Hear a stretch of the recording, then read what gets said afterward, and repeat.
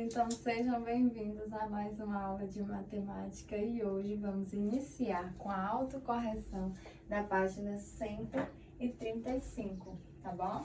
Na página 135 nós temos algumas questões sobre os polígonos. A primeira questão diz o seguinte: observe os polígonos e complete. Letra A. Você vai as letras aí nós vamos completar com a quantidade de lados, ângulos e vértices de cada polígono, tá bom? Então, letra A possui 5 lados, possui 5 vértices e possui 5 ângulos, tá? 5 lados, 5 ângulos e 5 vértices. Ele é chamado de pentágono. O pentágono é o polígono que possui 5 lados, tá? Lembrando, gente, que a quantidade de lados, ângulos e vértices nos polígonos será sempre a mesma, ou seja, será sempre igual, tá? Então, letra B, o polígono tem 10 lados.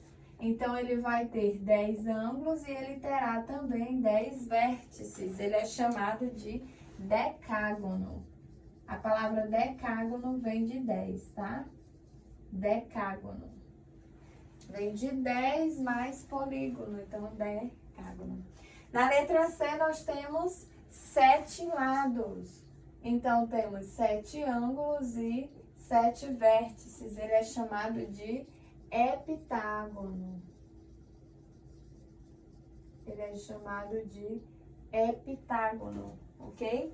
Letra D temos 3 lados, 3 ângulos e 3 vértices, então ele é chamado de triângulo, tá? Ele é chamado de triângulo.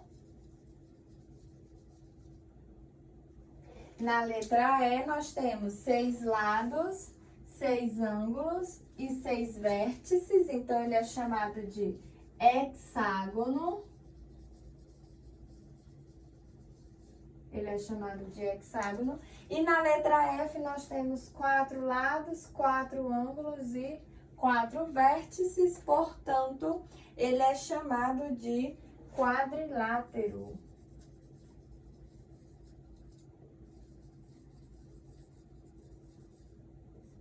Ele é chamado de quadrilátero, ok, gente? Certo?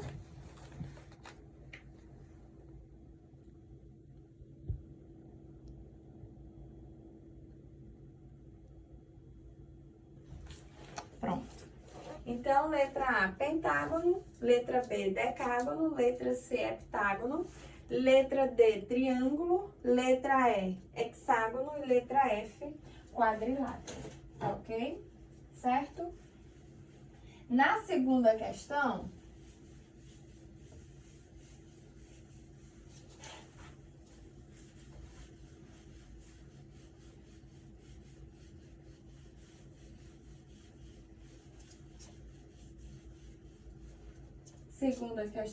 nós temos o seguinte: o formato de cada objeto abaixo lembra um polígono diferente. Escreva o nome do polígono relacionado a cada objeto.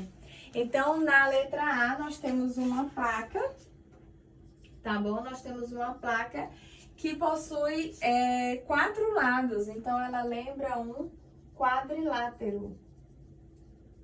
Quadrilátero. Na letra B, nós temos um polígono que possui 5 lados, então ele lembra um pentágono. Pentágono. Na letra C, nós temos um polígono de 3 lados, então lembra um triângulo. E na letra D, nós temos um polígono de 4 lados, que também lembra um quadrilátero. Quadrilátero. A diferença do polígono da letra A para o polígono da letra D é que na letra A ele lembra um losango e na letra D ele lembra um quadrado, tá ok? Página 135. Agora, página 137, tá? Página 137. Nós temos aí na primeira questão Com a régua, meça os lados dos triângulos e classifique-os em equilátero, isósceles ou escaleno. Então, vocês vão medir e classificar os triângulos, tá ok? Letra A. Eu vou botar em ordem, tá, gente? Para ganhar tempo. A medida do lado CE é igual a 2 centímetros. O lado CE mede 2 centímetros. O lado CD também mede 2 centímetros. E o lado DE mede 2 centímetros. Gente, se os três lados possuem medidas iguais, então ele é considerado equilátero, tá? Então, ele é um triângulo equilátero, ok? Triângulo equilátero por quê? Porque possui os três lados com medidas iguais, tá bom? Na letra B, nós temos o lado EF medindo 2 centímetros. O lado GF mede 4 centímetros. O lado GE mede 3 centímetros. Então, nós temos um triângulo com três lados diferentes, tá? A medida dos três lados são diferentes. Portanto, nós temos um triângulo escaleno, tá? Triângulo escaleno é o triângulo que possui os três lados com medidas diferentes. Na letra C, nós temos... Letra C. Nós temos o lado PQ, que mede 4 centímetros. Temos RQ, que mede 4 centímetros. E temos PR, que mede 2 centímetros. Portanto, nós temos um triângulo que possui dois lados com medidas iguais e um lado com medida diferente. Isso quer dizer que ele é um triângulo isósceles. Ele é um triângulo isósceles. Ok, gente? Primeira questão, certo? Termine aí a primeira questão.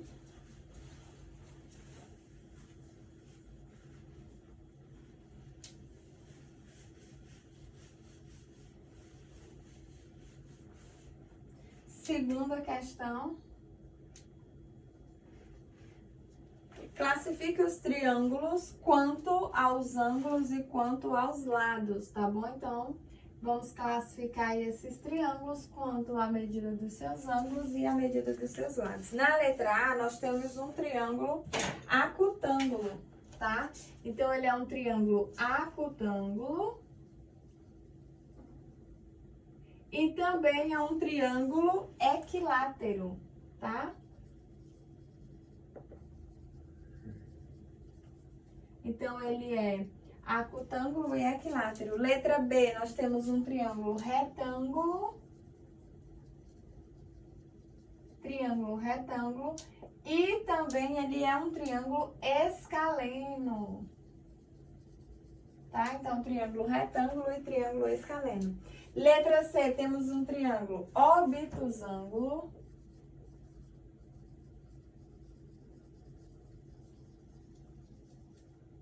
Temos um triângulo obtusângulo e isósceles.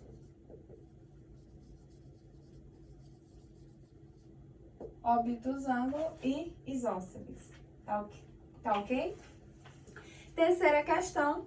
Este é um desafio. Escreva a figura abaixo e determine quantos triângulos há nela.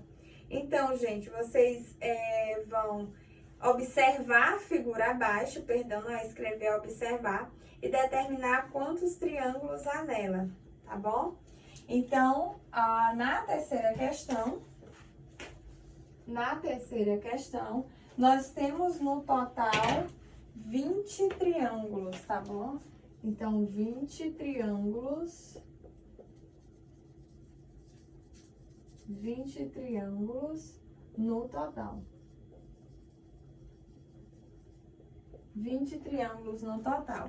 São 12 triângulos unitários, 6 triângulos formados pela união de 4 triângulos unitários e 2 triângulos formados pela união de 9 triângulos unitários, tá bom? Então, há no total 20 triângulos na terceira questão da página 137.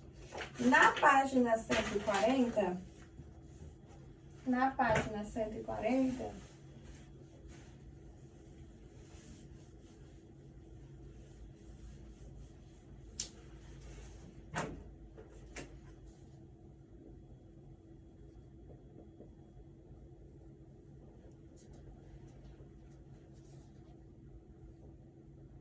Página 140, identifique os paralelogramos com a letra P e os trapézios com a letra T. Então, você vai dizer se é paralelogramo ou se é trapézio, tá bom? Então, letra A, nós temos um trapézio. Letra B, temos um paralelogramo. Letra C, nós temos um paralelogramo. E letra D, temos um trapézio, tá bom? Segunda questão, escreva o nome de cada quadrilátero e classifique-o, se possível, tá bom? Então, vocês iriam aí colocar o nome de cada quadrilátero e classificar, se for possível, tá bom?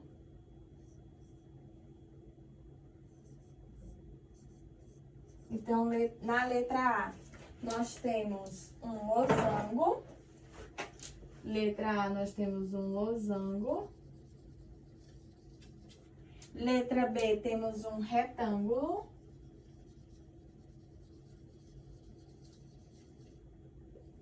Retângulo. Letra C, temos um quadrado. Quadrado.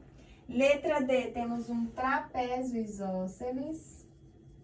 Trapézio isósceles.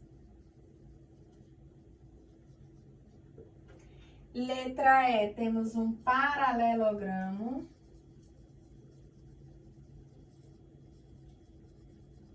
Paralelogramo. E letra F, temos um trapézio. Trapézio retângulo.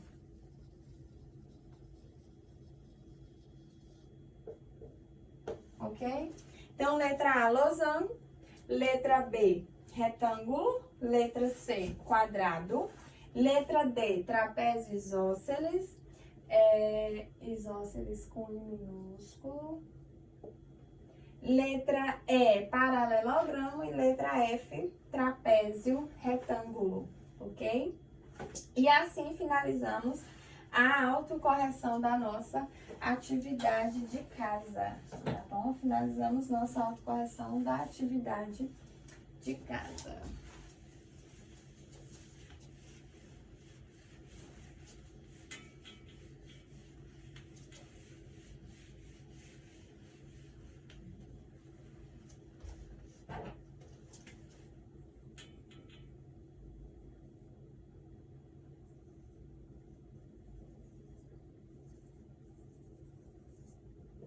Vamos agora para as páginas de classe.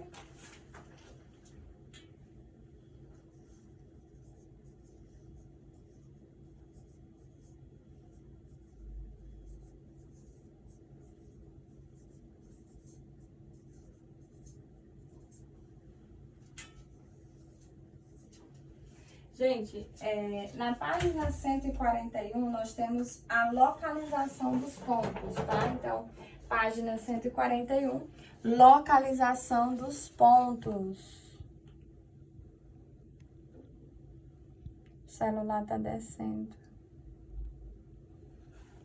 Localização dos pontos.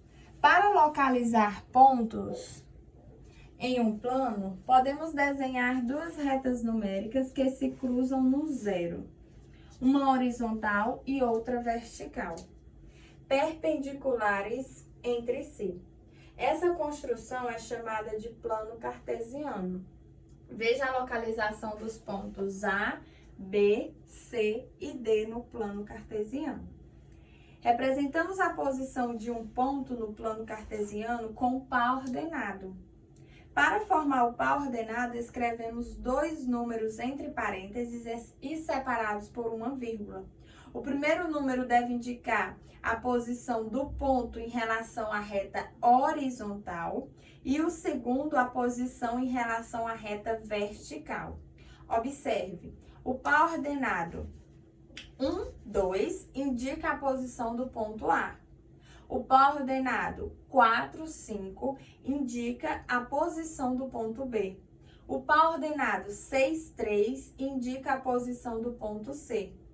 Cada número de um par ordenado indica uma coordenada do ponto. Agora faça o que se pede.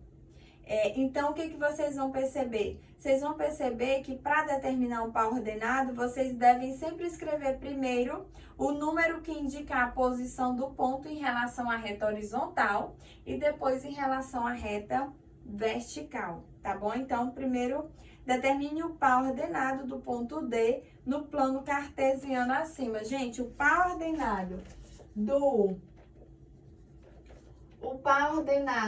ponto D, o par ordenado do ponto D no plano cartesiano é 8, 1. 8 e 1, tá bom? Ele está aí verticalmente no ponto, na localização 8 e horizontalmente no 8 e verticalmente no 1, tá bom? Então, temos o par ordenado do ponto D. Marque o ponto E no plano cartesiano acima, sabendo que o par ordenado dele é 2 e 6, tá bom? Então, vocês vão aí marcar o ponto E no plano cartesiano, tá bom? Vão responder em casa, páginas 142 e 143. 144, fazer a leitura. E vamos agora para a página 145. Na página 145, nós temos a ampliação e redução de polígonos na malha quadriculada, tá bom? Então, Miguel pintou 3 figuras na malha quadriculada. Observe, ele pintou um quadrado, depois um quadrado maior e, por fim, um triângulo. A figura azul é uma ampliação da figura vermelha, ou a figura vermelha é uma redução da figura azul. Aí é uma pergunta, né? Observe que a figura vermelha é um quadrado e a figura azul também é um quadrado, tá? Por que eu sei disso? Porque eu tô garantindo que eles possuem os 4 lados com medidas iguais, já que aí nós temos uma malha quadriculada e que a malha quadriculada é dividida perfeitamente em quadrados iguais. Quando observamos a malha quadriculada, vemos que cada lado do quadrado azul tem o dobro da medida do comprimento de cada lado do quadrado vermelho. Podemos dizer, então, que o quadrado azul é uma ampliação do quadrado vermelho. Porém, também podemos dizer que cada lado do quadrado vermelho tem a metade da medida do comprimento de cada lado do quadrado azul. Portanto, o quadrado vermelho é uma redução do quadrado azul. Desse modo, as duas possibilidades pensadas por Miguel estão corretas. Tanto a figura azul pode ser considerada a ampliação da figura vermelha, quanto a figura vermelha pode ser considerada a redução da figura azul, ok? Então, os dois pensamentos aí de Miguel estão corretos, certo? Então, é só essa a explicação da página 145. Página 146 e 147 vocês vão responder em casa. Coloque aí agora na página 148, onde nós temos como título circunferência e círculo, tá? Circunferência e seus elementos. Observe as figuras. Elas são circunferências. Circunferência é uma linha fechada formada por todos os pontos de um plano que estão a uma mesma distância de um ponto fixo, chamado centro. O ponto C indicado na circunferência ao lado é o centro da circunferência. Qualquer segmento de reta com extremidade no centro da circunferência e em um ponto dela é chamada de raio. Qualquer segmento de reta com extremidade em dois pontos da circunferência e que passe pelo centro é chamado diâmetro. O diâmetro, portanto, tem sempre o dobro da medida do raio. Então, observe aqui, gente, ó. Imagine que aqui seja uma circunferência, tá bom? Imagine que aqui seja uma circunferência, tá? E aí, dentro dessa circunferência, nós temos um ponto central. Esse ponto central eu vou chamar de ponto O, tá bom? O que é a circunferência? É a união de todos os pontos que estão à mesma distância desse ponto central O, tá bom? E aí, eu chamo de raio o segmento que eu posso traçar do centro até uma das extremidades da minha circunferência, tá bom? Então, esse segmento aqui, ó, que parte do centro até uma das extremidades da minha circunferência, eu chamo de raio, ok? E eu chamo de diâmetro o segmento que parte de uma das extremidades da circunferência, que passa pelo centro e toca a outra extremidade. Então, aqui, ó, eu chamo também de diâmetro, tá? Gente, partiu de uma extremidade da circunferência, chegou ao centro, é raio. Partiu do centro, tocou uma extremidade, também é raio. Então, eu posso garantir que a medida do diâmetro é igual à medida do raio mais a medida do raio. Ou eu posso dizer que a medida do diâmetro é igual a 2 vezes a medida do raio, tá bom? Ou ainda eu posso dizer que o raio é igual a metade do diâmetro, ou seja, é igual ao diâmetro dividido por 2. Eu posso concluir essas relações aqui, tá bom? Entre o raio e o diâmetro. Lembrando que o raio é o segmento que parte do centro e toca uma das extremidades, ou ainda parte de uma das extremidades e toca o centro.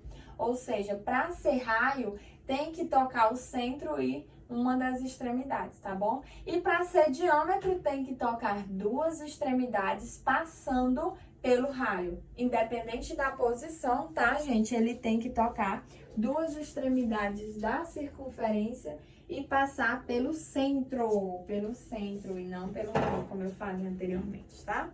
O que é o círculo?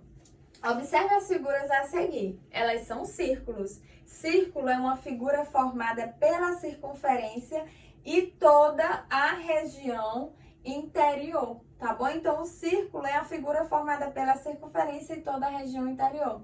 Isso quer dizer que tem uma diferença entre circunferência e círculo, tá? A circunferência é apenas o segmento traçado a partir da união de todos os pontos que estão a uma mesma distância do ponto central. E isso é a circunferência, tá? E o círculo é a figura formada pela sua circunferência e toda a região interior, ou seja, todo o interior da circunferência, nós chamamos de círculo, ok? Página 149, desenhando uma circunferência. O compasso é um instrumento usado para traçar circunferências ou para construir ângulos. Observe como utilizar o compasso para desenhar uma circunferência. Deixe a ponta seca e o grafite na mesma altura. Aí vocês têm a ponta seca, que também é conhecida como ponta de ferro. E a ponta de grafite, ela é conhecida também como a ponta do lápis, tá? Por quê? Porque o compasso, ele tem 2 hastes. A haste da ponta seca e a haste do grafite, tá bom?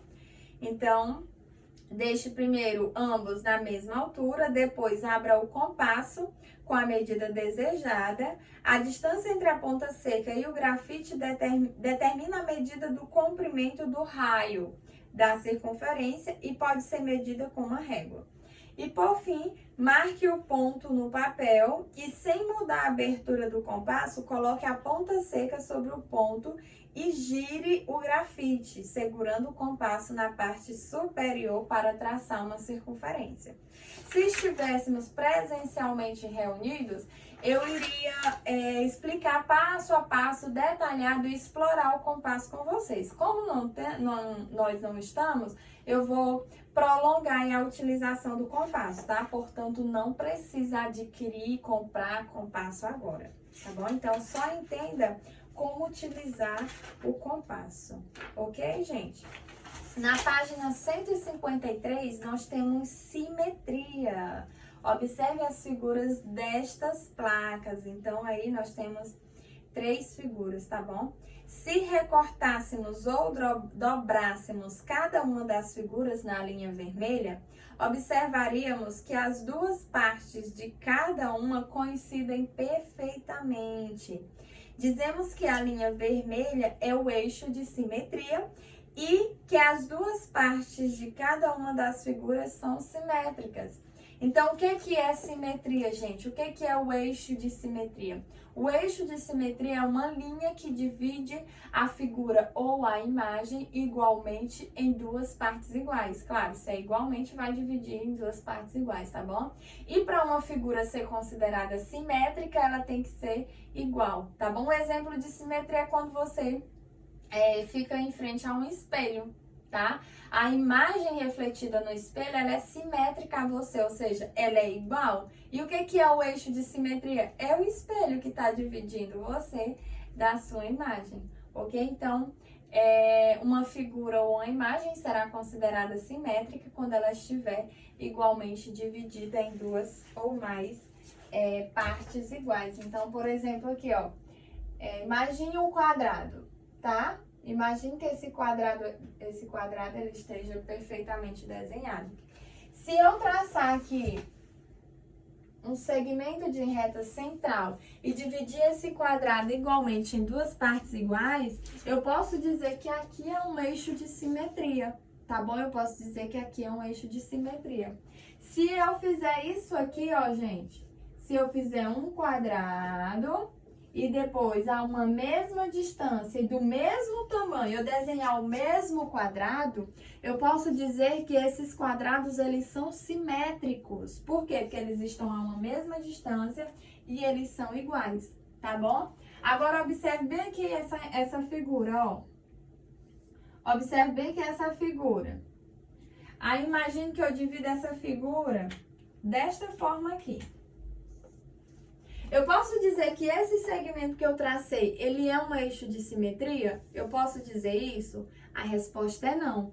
Esse segmento que eu tracei, ele não é um eixo de simetria. Por quê? Porque ele não dividiu a figura em partes iguais, tá bom? Ele dividiu a figura em partes diferentes. Então, o que eu posso concluir? Que a simetria vai ocorrer quando as figuras ou as imagens, elas estiverem a uma mesma distância e quando elas forem iguais.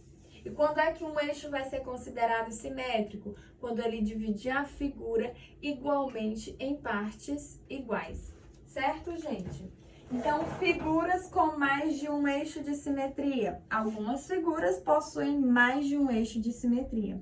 Aí, nas figuras da página 153, cada linha vermelha é um eixo de simetria, tá bom? Por quê? Porque para ser considerado eixo de simetria, a figura não precisa ser dividida apenas em duas partes. Ela pode ser dividida em mais de duas partes, tá?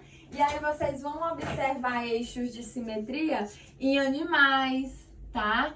E raramente em pessoas. Algumas pessoas, elas possuem, podemos traçar um eixo de simetria na sua face ou no seu próprio corpo, mas é muito raro, porque normalmente nós sempre temos uma diferença entre o lado esquerdo e o lado direito no nosso corpo.